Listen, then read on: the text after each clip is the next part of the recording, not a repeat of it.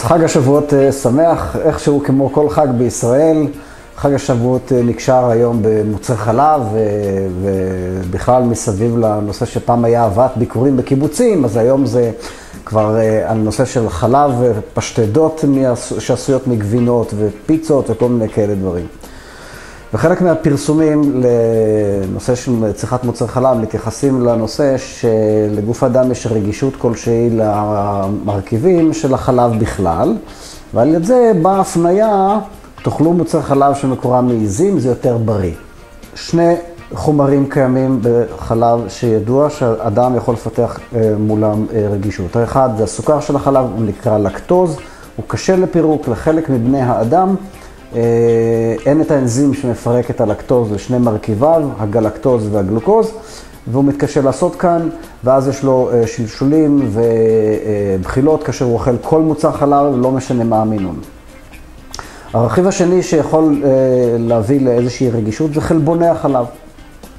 עכשיו כאן הטענה הטוענת כאילו שחלבוני החלב בכלל עוברים את מערכת העיכול, מגיעים לזרם הדם ושם משפיעים, איננה נכונה, מהסיבה הפשוטה.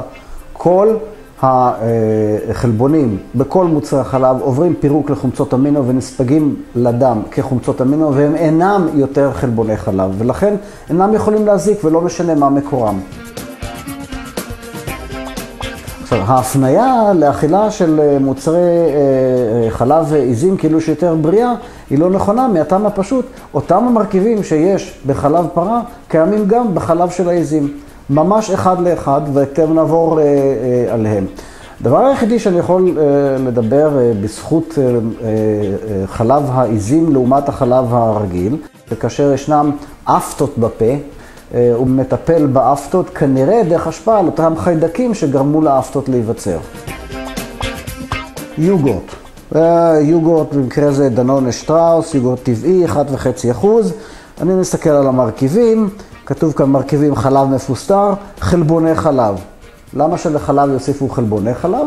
כדי לעשות אותו במרקם יותר עשיר, בדרך כלל מה שמוסיפים פה זה את החלבון של המי גבינה, שהספורטאים מכירים אותו מהתוספי חלבון שאנחנו אוכלים אחרי פעילות גופנית. הוסיפו פה סיבים תזונתיים וכן הלאה.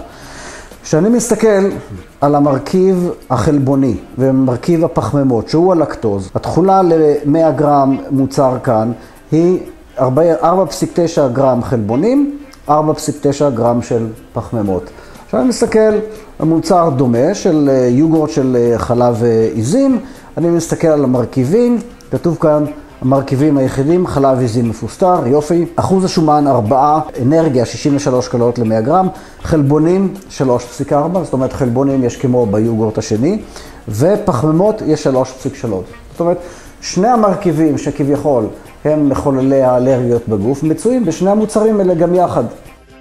חלב מועשר בסידן, מייצב כלשהו וויטמין D. ההכללה של ויטמין D פה גורמת לסידן לספג יותר טוב. ואני מסתכל עכשיו על הסימון התזונתי, שני המרכיבים כביכול מחוללי האלרגיות הם החלבונים והפחמימות, אז חלבונים בחלב כאן יש 2.9 גרם ו4.7 גרם של פחמימות. ובכן לקחתי חלב עיזים שמיוצר בערבה, לא משנה מה שמו, חלב עיזים מפוסטר.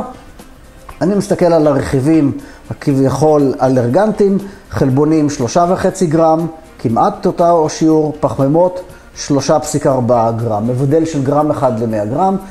בשני מוצרי החלב האלה המפוסטרים יש את שני המרכיבים מחוללי אלרגיות במידה דומה. גם בגבינה הזו אנחנו רואים שמרכיב החלבונים כאן הוא כמעט 10% ב-100 גרם, מרכיב הפחמימות 4.8, וכתוב כאן שהוא מכיל חלב מפוסטר וחלבוני חלב, וגם מלח. עכשיו אני מסתכל על גבינת עיזים, 5% של גד, מחלבות גד. אני מסתכל כאן במרכיבים התזונתיים ואני רואה חלב עיזים מפוסטר, חלבוני חלב בקר. הייתכן? כיצד? הוסיפו אותם הנה. אז איך זה יכול להיות יותר בריא מזה שיש בו את אותם המרכיבים בדיוק? מה ההבדל בכל זאת בין סוגי המאכלי חלב הבאים? המחיר לכל מוצר שנמצא כאן הוא יקר בין פי 2 לפי 3, ממוצר החלב הרגיל. אז תחת המעטפת של יעני יותר בריא, אתם משלמים יותר כסף. אתם רוצים לקנות? תקנו. העיקר, דעו את העובדות. תודה רבה וחג שמח.